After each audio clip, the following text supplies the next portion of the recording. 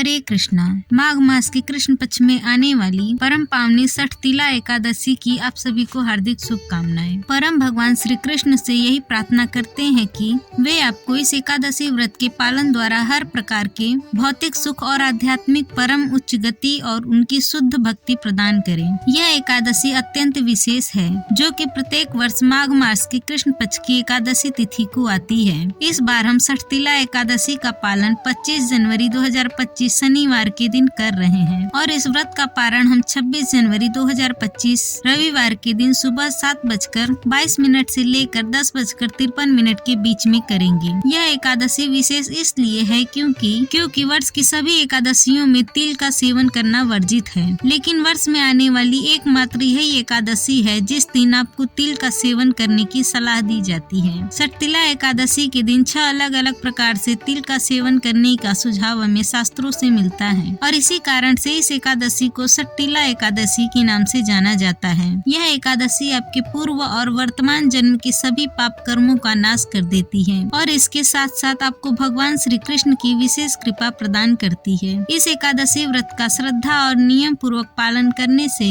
भक्त अपनी आध्यात्मिक जीवन में प्रगति कर सकता है। तो चलिए हर प्रकार की मनोकामना पूर्ण करने वाली इस परम मंगलमय षठतिला एकादशी का पालन करते हुए आज हम उसकी पौराणिक कथा का श्रवण करते हैं। एक समय युधिष्ठिर महाराज ने भगवान श्री कृष्ण से पूछा, हे जनार्दन, माघ मास के कृष्ण पक्ष में कौन सी एकादशी आती है और उसका महत्व क्या है? कृपया इस विषय में विस्तार पूर्वक बताएं। भगवान श्री कृष्ण मंद मंद मुस्कुराते हुए युधिष्ठिर महाराज के समक्ष देखा और जैसे जन कल्याण के लिए एक विशेष संदेश दे रहे हो उस भाव से उन्होंने कहा, हे राजन, माघ मास के कृष्ण पक्ष में आने वाली एकादशी को षठतिला एकादशी के नाम से जाना जाता है। सभी पापों का नाश करने वाली इस एकादशी की कथा वास्तव में पुलत्स्य मुनि ने दालव्य मुनि को कही थी। मैं उसी का उच्चारण आपके समक्ष करता हूँ। दालव्य ऋषि ने अति विद्वान पुलत्स्य मुनि से कहा, हे मुनि, मृत्यु लोक का प्रत्येक प्राणी पाप प्रवृत्ति में संलग्न है। उसे नरक की यातना से बचने के लिए क्या उपाय है?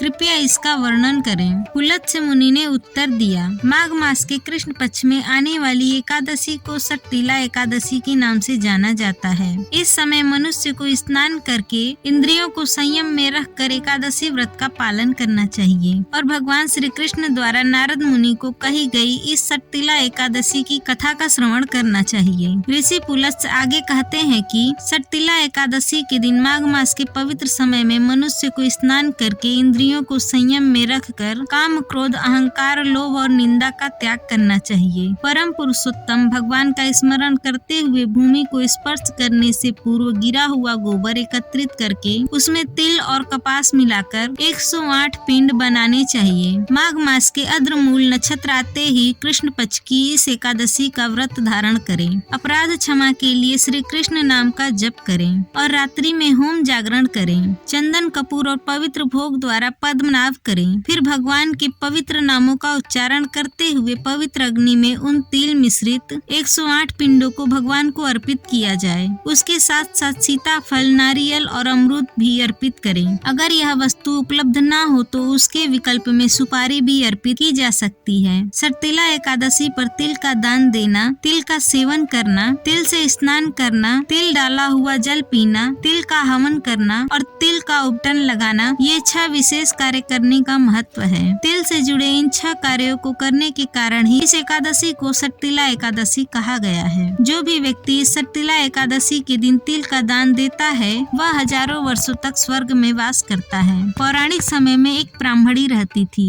ब्रह्मचर्य का पालन करते हुए वह भगवान की आराधना करती और व्रत और उपवास का पालन करती थी, लेकिन कभी भी उसने किसी ब्राह्मण या देवता को अन्न का दान नहीं दिया। अनेक यज्ञ और तपस्या के कारण उसका शरीर दुर्बल हो गया था। वह शुद्ध तो हो गई थी, लेकिन उसने कभी अन्न दान नहीं दिया था, इसीलिए उसकी तपस्या अधूरी थी। एक दिन उसकी परीक्षा लेने के लिए भगवान श्री कृष्ण ब्राह्मण के रूप में उसके घर गए और अन्न की भिक्षा मांगी। उस ब्राह्मणी ने ब्राह्मण के वेश में आए हुए भगवान से पूछा, हे ब्रह्मदेव, आप कहाँ से आए हैं? भगवान ने जानबूझकर कुछ नहीं कहा, इसीलिए क्रोध में आकर उस ब्राह्मणी ने भगवान के भिक्षा पात्र में मिट्टी डाल दी। यह देखकर भगवान चुपचाप वहाँ से चले गए। अपनी तपस्या और व्रत पालन से वह ब्राह्मणी भगवान के धाम तो पहुँच गई, लेकिन उसे वहाँ संपत्तिहीन और कांतिहीन एक सुंदर महल मिला जहाँ अन्न की कोई व्यवस्था नहीं थी। जब उस ब्राह्मणी ने यह देखा तो वह क्रोध में आकर भगवान से पूछने लगी, हे जनार्दन, मैंने सभी व्रत और तपस्या का पालन किया